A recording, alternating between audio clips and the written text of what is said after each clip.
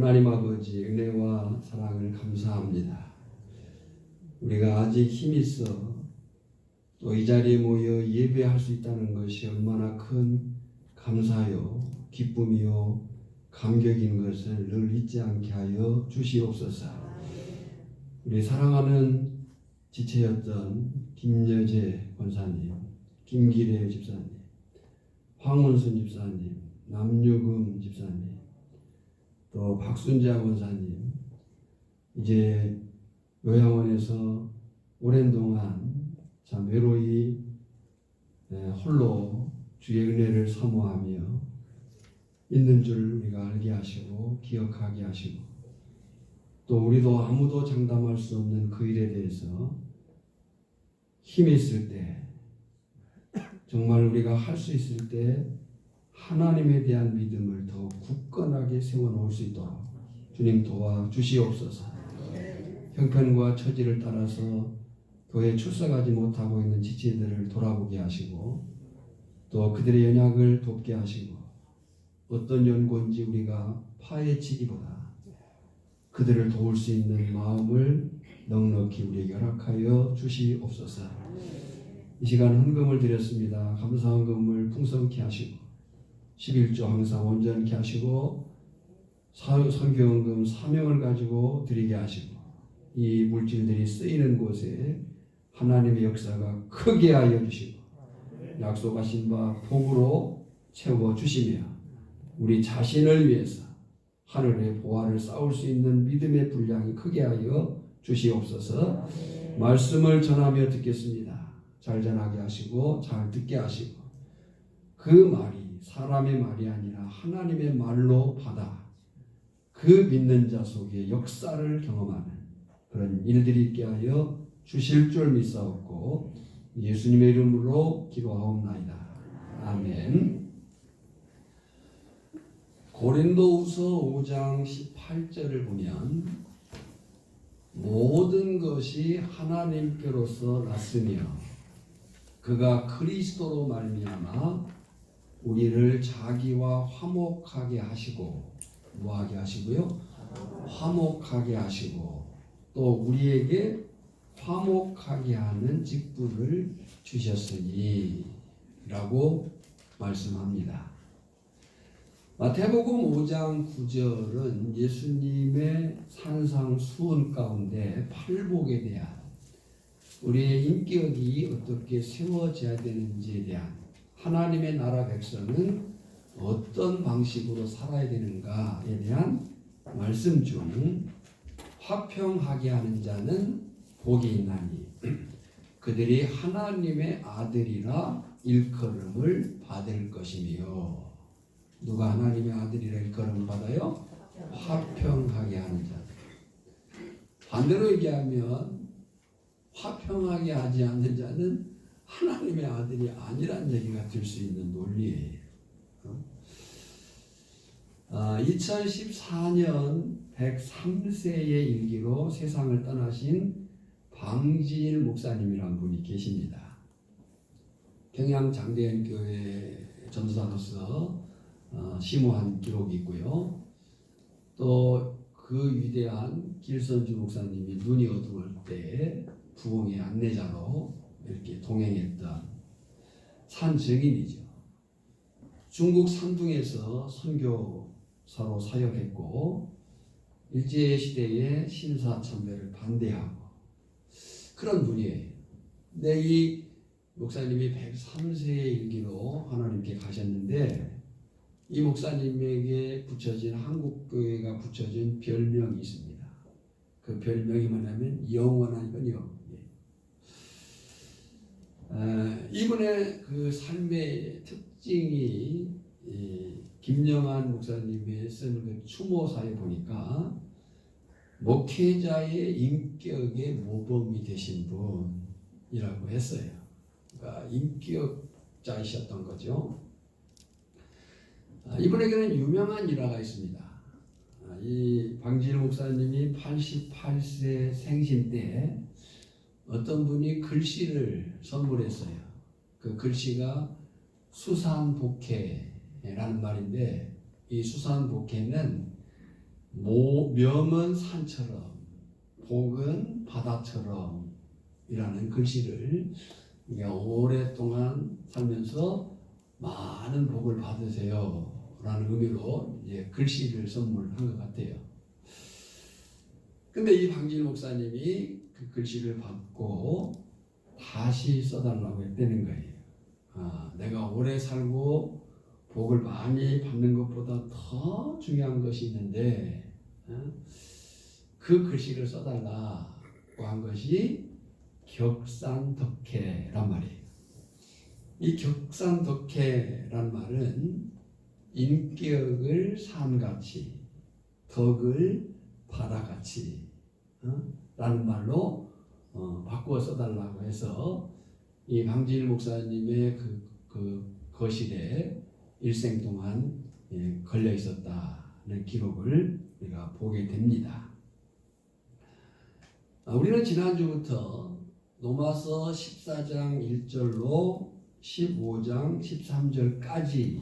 13절까지에서 좋은 교회 건강한 공동체라는 주제로 말씀을 나누고 있습니다.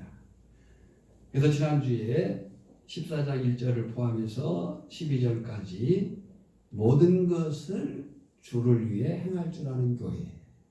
모든 것을 누구를 위해서요? 주를 위해서. 우리는 나를 위할 것이냐 주를 위할 것이냐 이 목적이 가치가 방향이 바뀌었다. 모든 것을 주를 위해 행할 줄 아는 성도 교회. 오늘 두 번째로 13절로 23절을 통해서 좋은 교회 건강한 공동체는 화평을 이루고 덕을 세우는 성도 교회. 그리고 이제 다음 주에 15장 1절로 13절에 하나님께만 영광이 되는 교회에 대해서 말씀을 나누고자 합니다. 지난주에 이 사실이 중요하다, 이 제목들이 중요하다라고 할 때 좋은 교회 건강한 공동체가 되는 세 가지 원칙, 이 원칙이기 때문에 중요하다, 잘 기억해라 라고 말씀을 드렸습니다. 자, 오늘 확인한 대로 두 번째로 14장 13절로 23절을 통해서 좋은 교회 건강한 공동체는 어떤 교회요? 화평을 이루고 덕을 세우는 교회라는 제목으로 함께 말씀을 추수감사절을 통해 확인하고자 합니다. 지금 이 말씀의 배경이 되는 소위 다툼이 되고 있는 문제가 뭐라고 했습니까?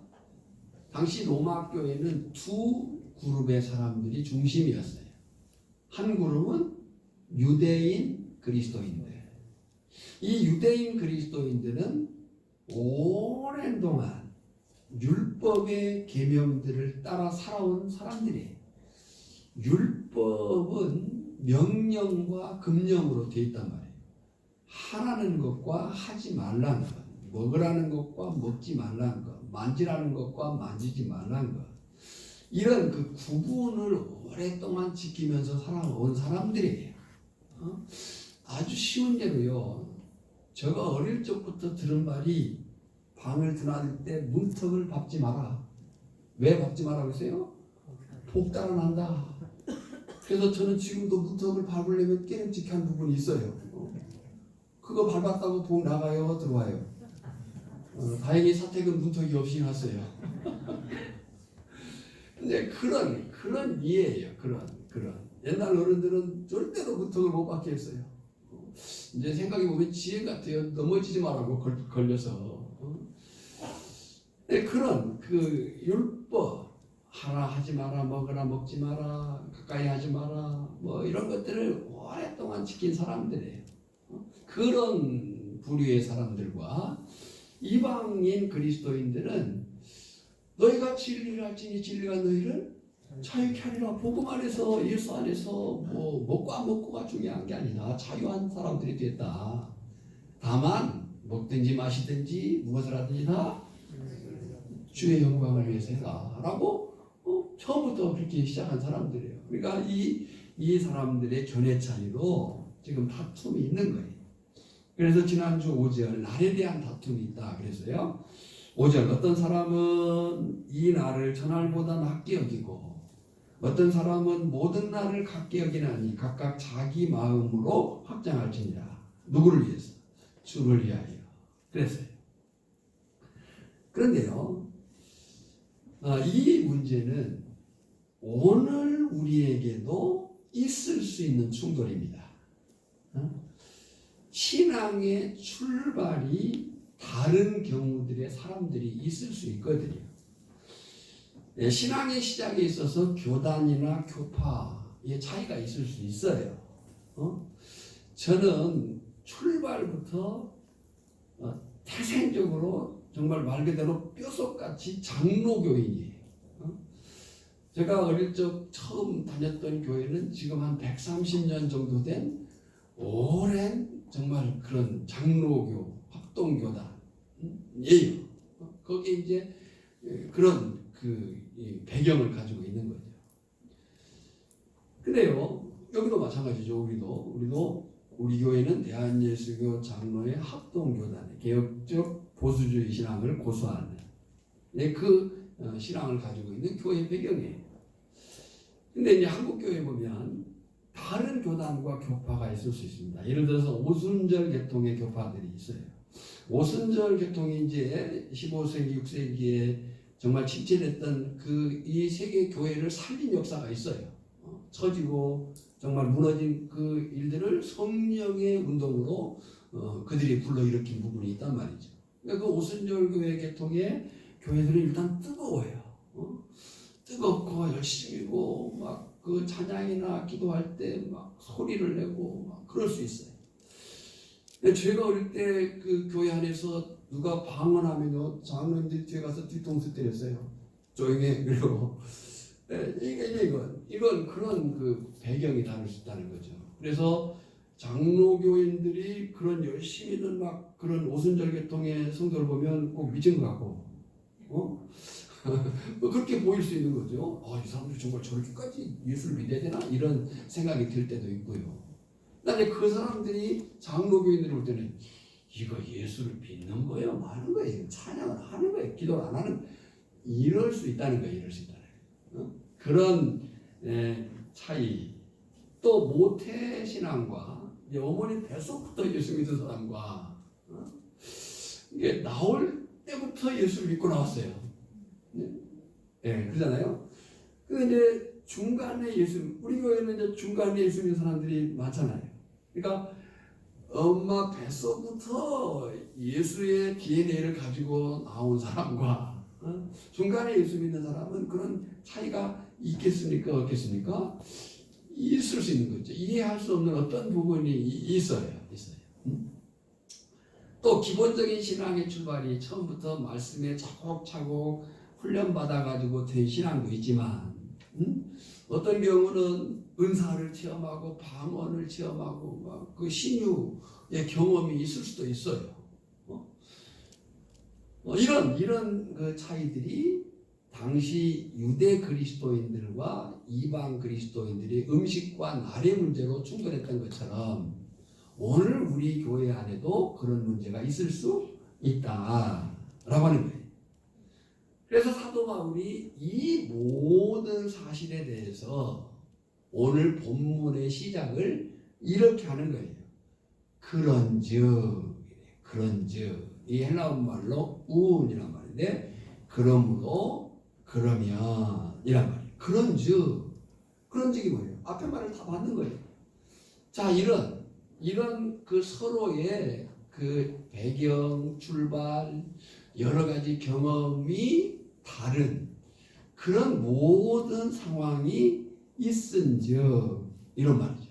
있은즉 이 그런즉이란 말은 부사예요. 문법으로 보면 앞에 말을 근거해 가지고 뒷말을 하게 되는, 그러면서 앞에 말과 뒷말을 연결시켜주는 이 부사가 그런즉이에요.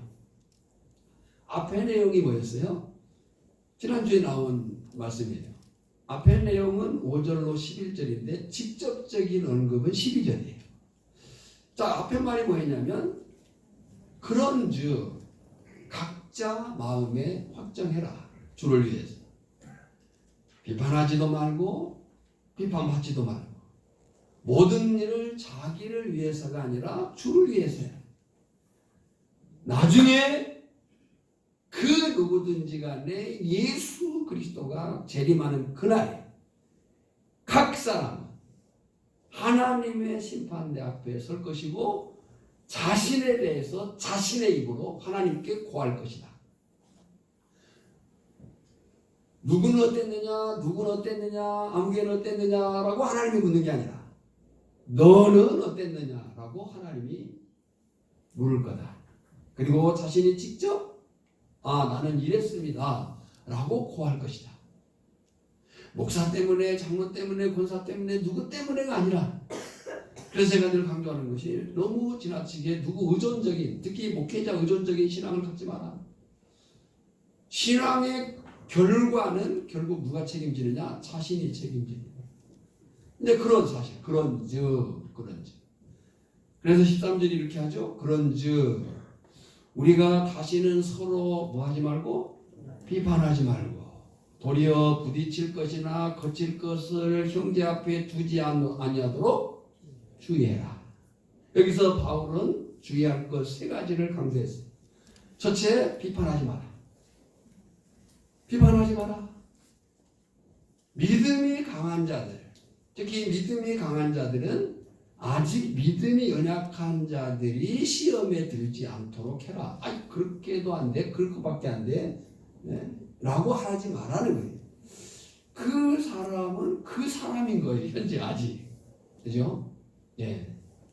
두 번째는 도리어 부딪힐 것이나, 이 부딪힌다는 말은 프로스콤마란 말인데요. 아직 믿음이 약한 형제가 흉내내다가 넘어질 걸림돌이 되지 마라 라고 하는 거예요. 또 세 번째는 거칠 것을 형제 앞에 두지 아니하도록 주의하라. 스칸달론이란 말인데요. 이 말은 좀 더 의도적으로 누군가를 넘어지게 하기 위해서 놓은 덫이나 장애물을 얘기하는 거예요. 그러니까 비판하지 마라. 부딪힐 것을 놓지 마라. 믿음이 약한 자들이 흉내내다가 따라서다가 넘어질 수 있다. 그렇게 하지 마라.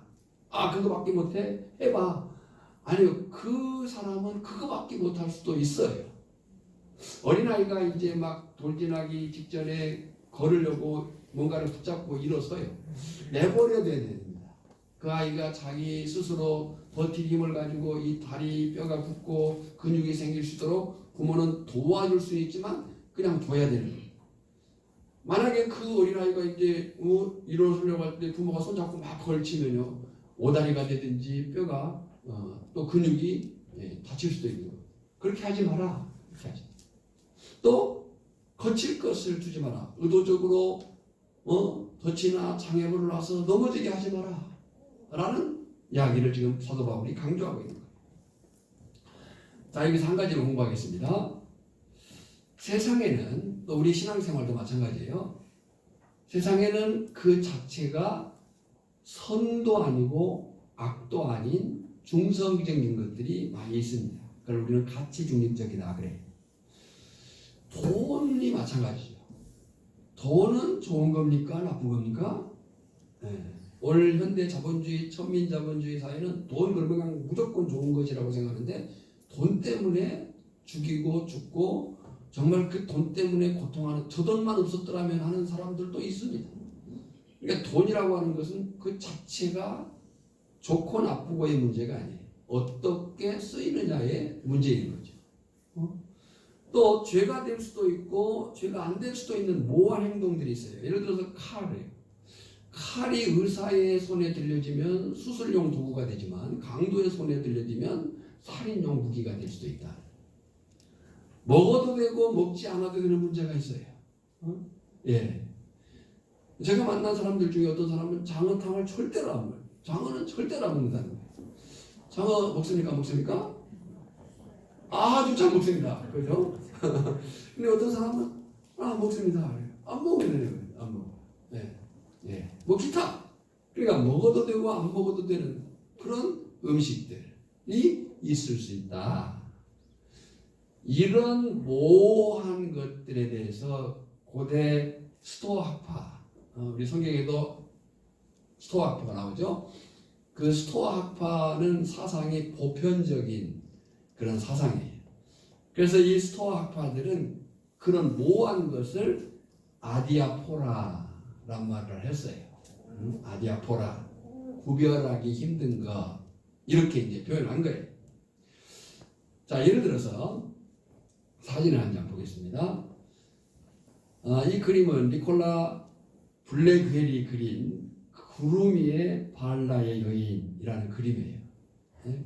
지금 저 그림을 제가 약간 모자이크해서 안 보이게 해놨습니다만 네.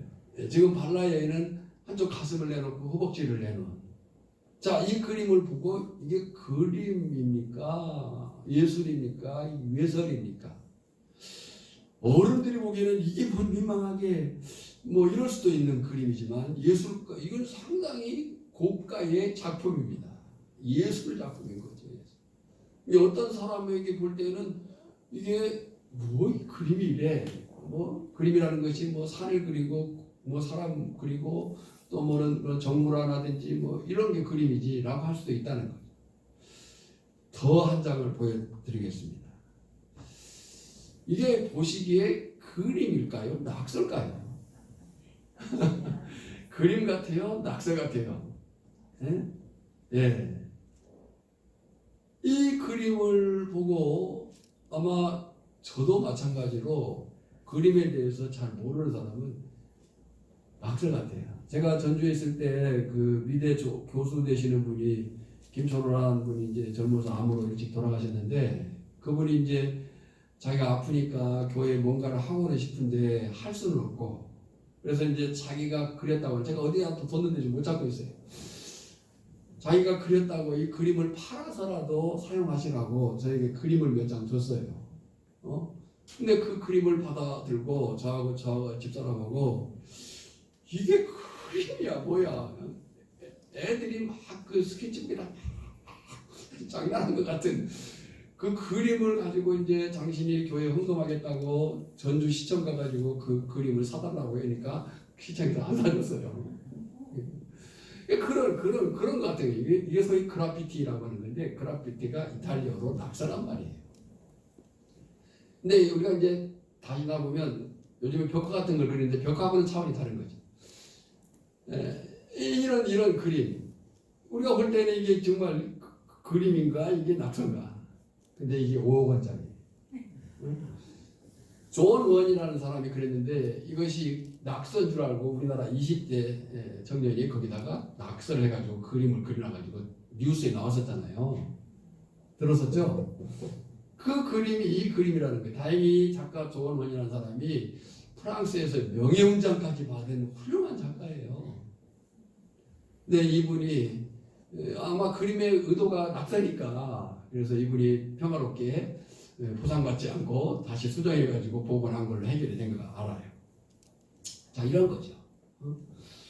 그러니까 아디아포라, 가치가 정해지지 않았어요. 이럴 수도 있고 저럴 수도 있어요. 하는 것들.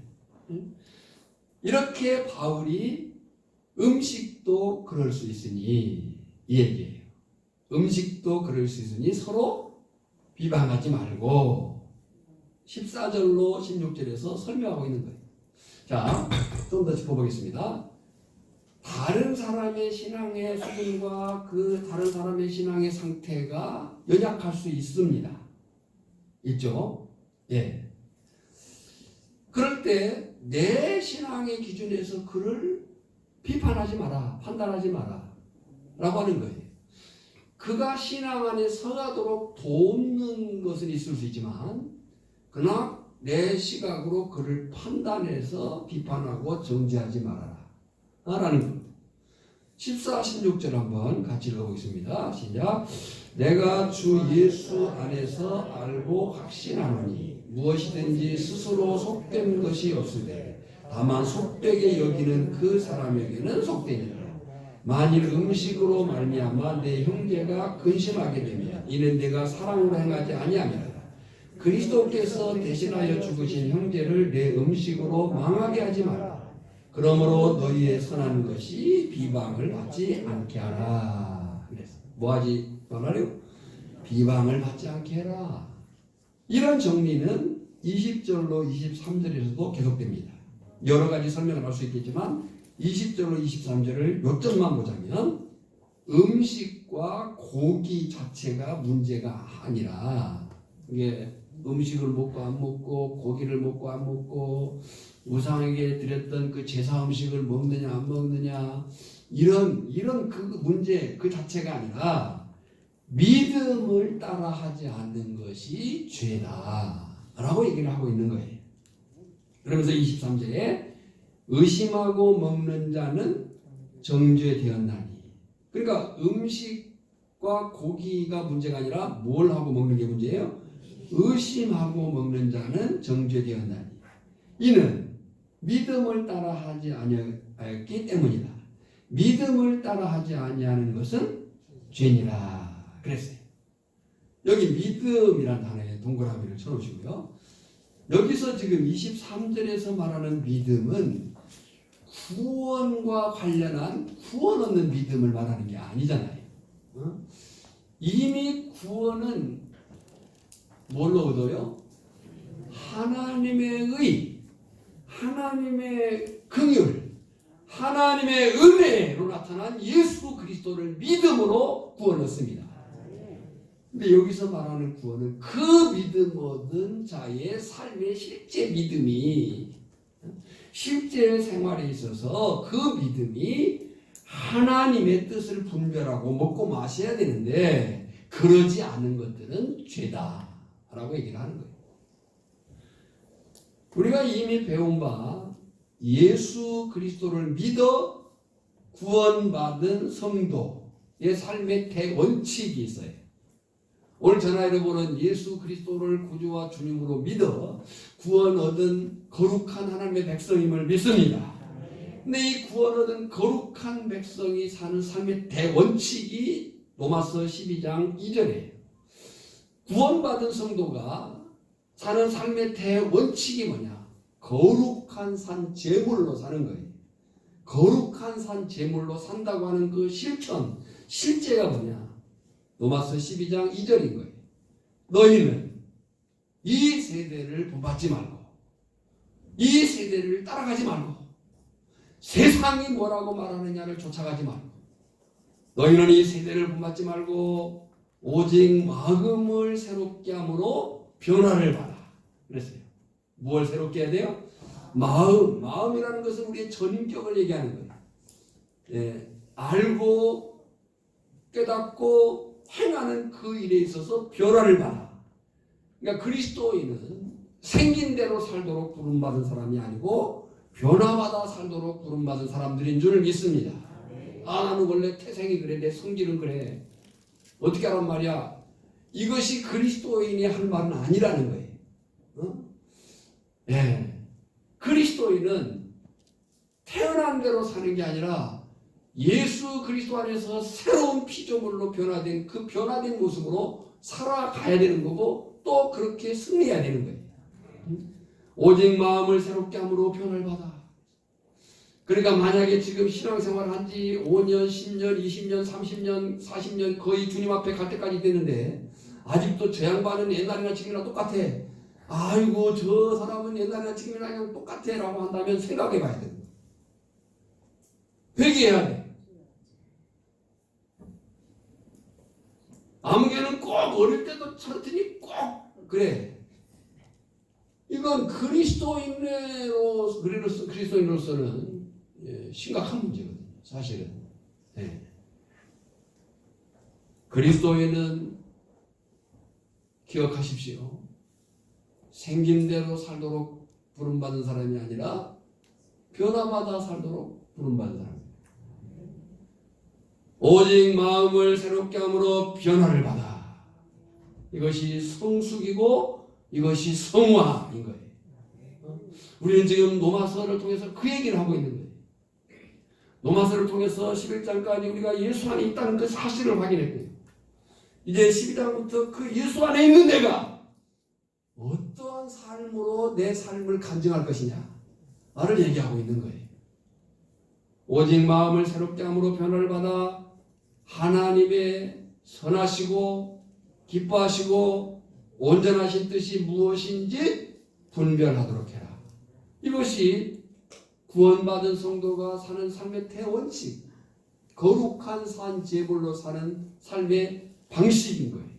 오늘 저나 여러분에게 이 삶이 분명하기를 주님의 이름으로 축복합니다. 이를 위해서 우리가 분명히 알아야 될 것이 있어요.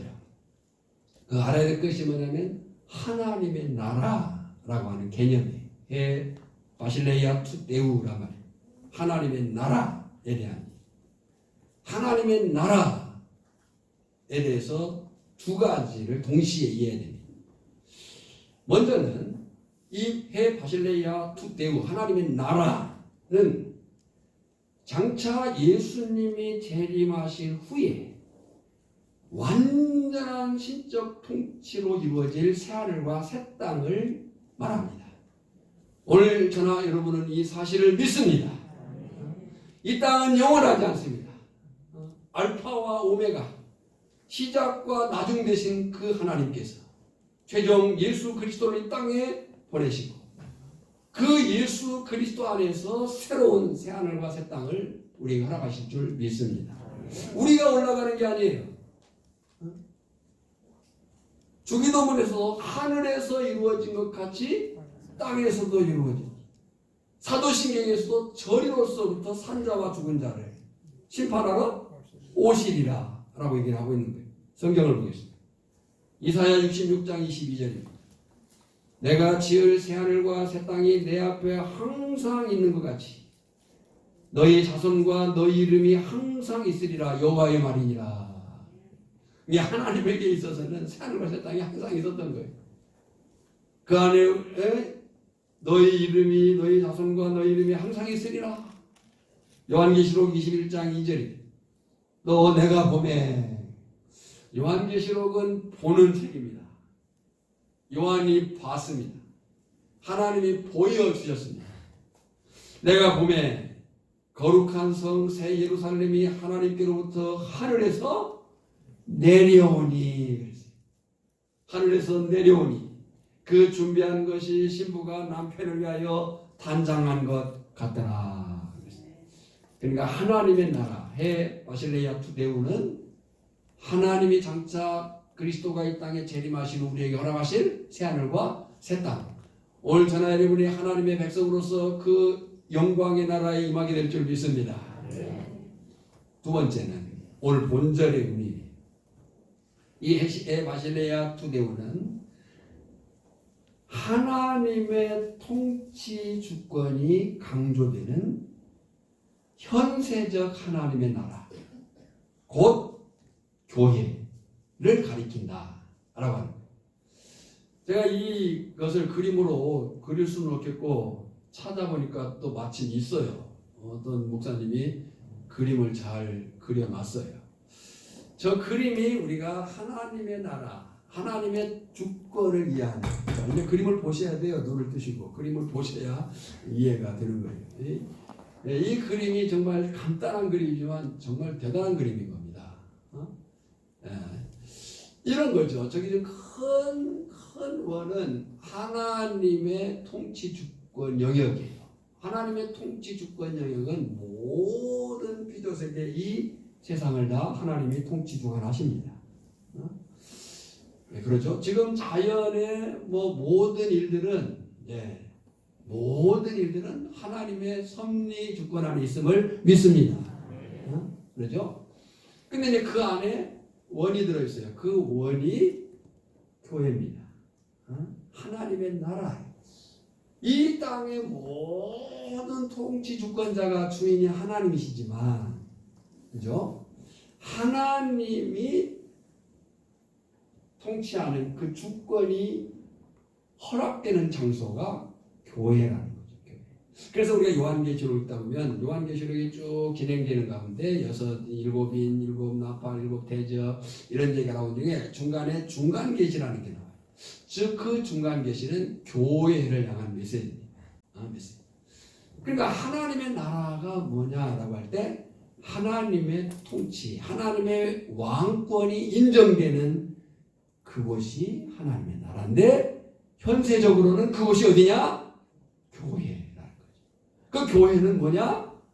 이 건물이 교회가 아니고 성도, 저나 여러분 한 사람 한 사람이 교회고 모여있는 우리가 교회가 되는 거예요. 그러니까 우리 한 사람 한 사람이 우리 안에 성령이 계셔서 내 삶의 주인이, 내 삶의 왕이 하나님이신 거예요. 내 안에 하나님의 나라다.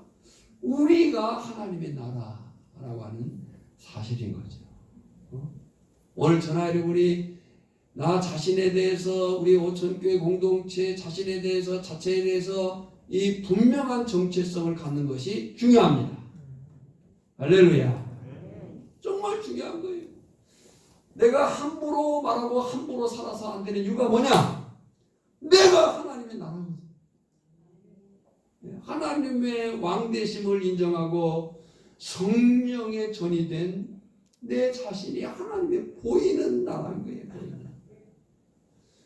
우리 오천교회 공동체가 단지 건물로 존재하는 게 아니에요. 우리 오천교회 공동체가 하나님의 그 통치 주권, 하나님의 왕이시다고 하는 그 통치가 이루어져야 돼요. 그러니까 하나님의 백성된 성도는 먹고 마시는 것, 곧 불필요한 문제들, 괜한 일들로 논쟁할 필요가, 네가 좀 낫냐, 내가 좀 덜하냐, 많이 가졌냐, 조금 가졌냐, 뭘 했냐, 안 했냐가 그렇게 중요한 문제가 아니라는 거예요. 뭐가 중요하냐? 17절 앞부분에 하나님의 나라는 먹는 것과 마시는 것이 아니요. 그랬어요. 하나님의 나라는 먹고 마시는 것이 아니다. 이럴 수도 있고 저럴 수도 있는 문제를 가지고 서로 비판하고 비난하는 문제가 아니다 라고 하는 거예요. 예.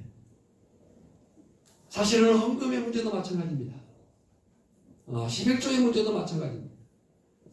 11조의 정신은 온전함입니다. 여러분 축원합니다.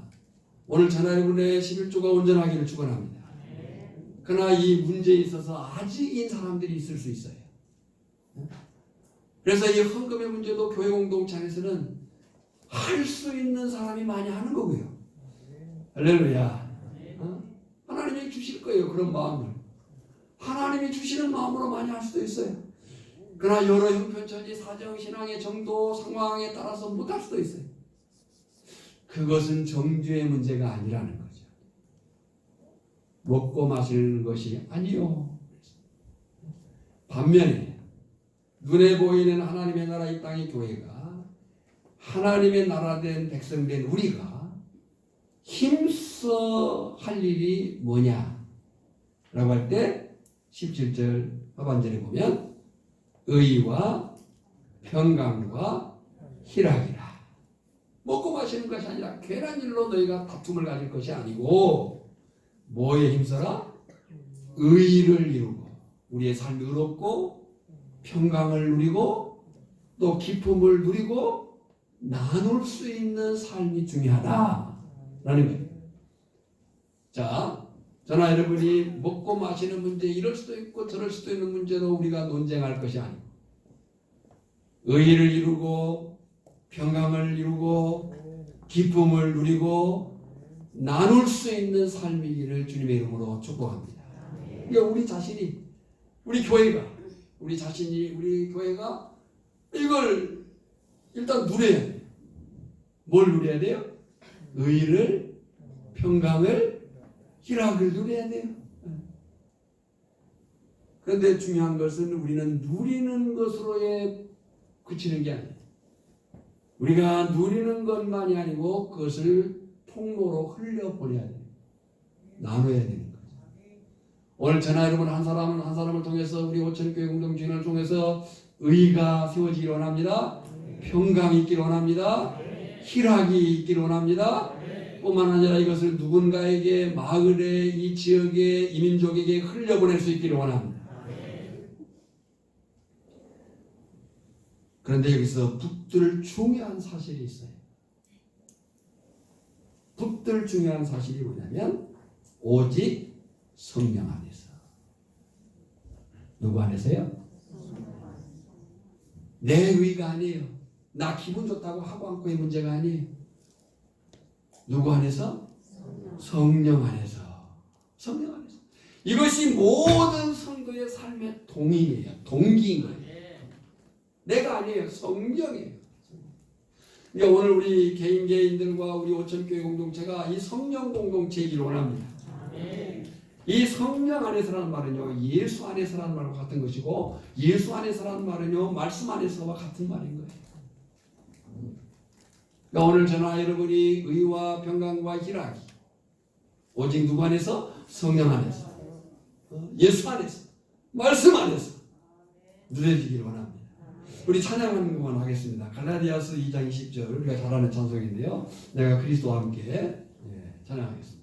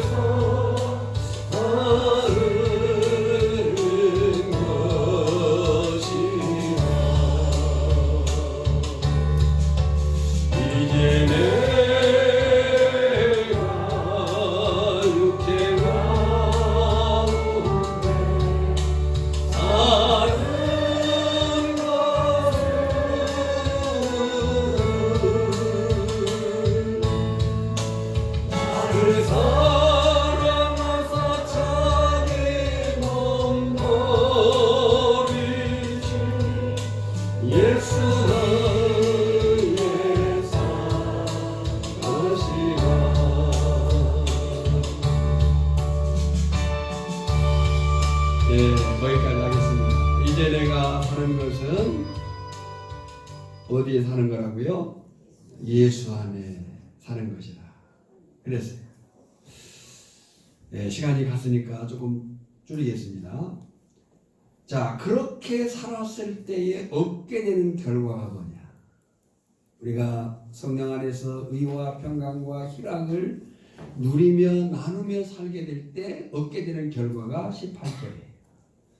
18절 읽어볼까요? 시작. 이로써 그리스도를 섬기는 자는 하나님을 기쁘시게 하며 사람에게 칭찬을 받느니라. 여러분요, 따라서 합시다. 예수 잘 믿으면, 네, 좀 작아요. 그게 예수 잘 믿으면 하나님이 기뻐하시고요, 사람들에게 칭찬받는다. 예수를 정상으로 잘 믿으면, 예수를 정상으로 잘 믿으면 하나님께서 기뻐하시고요, 사람들에게 칭찬받게 돼 있습니다.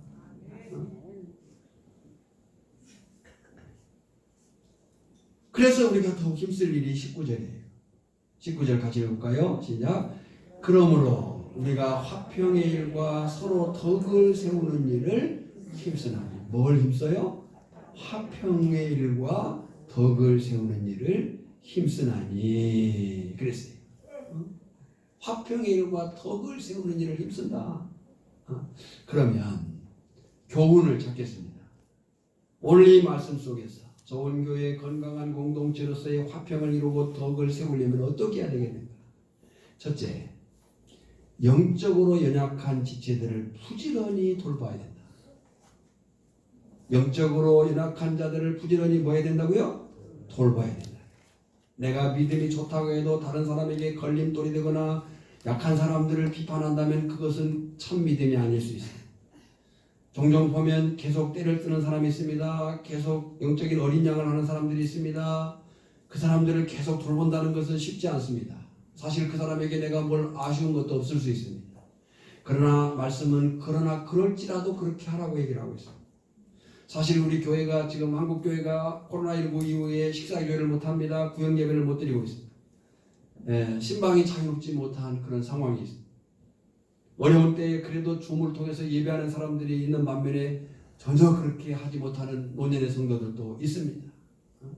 여러분요, 사단 마귀는요, 우리가 믿음을 세우기는 어렵지만요, 믿음을 무너지는 것은 금방입니다. 그리고 사단 마귀는 그 심령에 뿌려진 말씀을 끄기 위해서 부단히 정말 악한 그 일들을 많이 하고 있거든요. 고린도전서 9장 22절에 바울이 이렇게 말해요. 약한 자들에게 내가 약한 자와 같이 된 것은, 바울이 약한 자들에게 대해서 내가 약한 자가 되었다고 얘기해요. 뭐 하기 위해서요? 약한 자들을 얻고자 함이요. 내가 여러 사람에게 여러 모습이 된 것은 아무쪼록 몇 사람이라도 구원하고자 함이라. 한없는 어린 신앙의 사람들이 우리 주변에 있을 수 있습니다. 약한 신앙이 있을 수 있어요. 그리고 언젠가 인생은 다 그렇게 할 수밖에 없지만 나이가 들고 힘이 빠지고 그러면 다 약해져요. 마음도 약해지고 뭐 그럴 거예요. 우리가 그런 분들을 부단히 챙겨야 된다. 오늘 추수감사주일입니다. 앞에 강단에 감사한 표현들을 하셨음을 축복합니다. 그리고 오늘 추수감사절 내 구역이든지 이웃이든지 누군가 무언가를 필요로 하는 사람이 있다고 한다면 시간 가기 전에 오늘 챙기시기를 바랍니다. 물질로든 먹거리로든 어쨌든 챙기시기를 바랍니다. 지금 생각난 사람들이 있으니까 그 사람을 붙드시기 바랍니다. 두 번째는 지속적으로 화평을 이루고 덕을 세우는 삶을 살아야 됩니다. 한 번 하기는 쉽지만 그 일을 계속한다는 것은 뭐든지 힘듭니다. 근데 화평하고 덕을 세우는 것도 마찬가지. 쉽지 않은 일이에요. 그러나 그럴지라도 그렇게 하라는 거예요. 사도행전 20장 35절에 보면 범사에 여러분에게 모본을 보여준 바와 같이 수고에 약한 사람들을 돕고 또 주 예수께서 친히 말씀하신 바 주는 것이 받는 것보다 복이 있다 하심을 기억하여야 할지니라 그랬어요. 자, 지난주에 했던 건데요. 한번 같이 읽어보겠습니다. 시작. 하나님의 백성, 하나님의 예수님의 제자, 주님의 몸된 오천교회에 지체된 내가 할 수 있는 일은 사랑하는 일뿐이다. 옆에 사람에게 기니까 마지막만 하겠습니다. 이제부터는 나는 사랑하는 일만 하랍니다. 뒤에 분들에게도 알려주세요. 뒤에 분들에게도 이제부터 나는 뭐만 한다고요? 사랑하는 일만 하랍니다. 그래서요, 우리가 멀리 갈 거 없어요. 좋은 교회, 건강한 공동체, 그것은 하늘에서 뚝 떨어지는 것이 아니라고 했어요. 내가 그러기를 힘써야 되고, 내가 그러기를 힘써야 되고, 우리 교회가 그렇게 하면 됩니다. 그런 역사가 크기를 주님의 이름으로 소망합니다. 기도하겠습니다. 하나님 아버지, 은혜와 사랑을 감사합니다.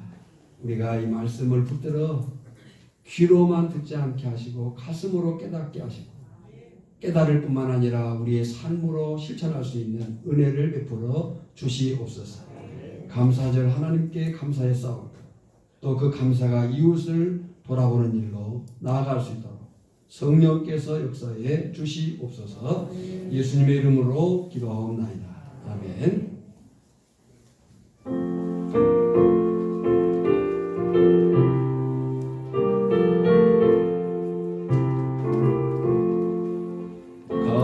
감사하세 찬양하세 주를 믿는 성도들아 하나님이 복을 주사 하나님 우리도 풍성한 594장입니다. 할렐루야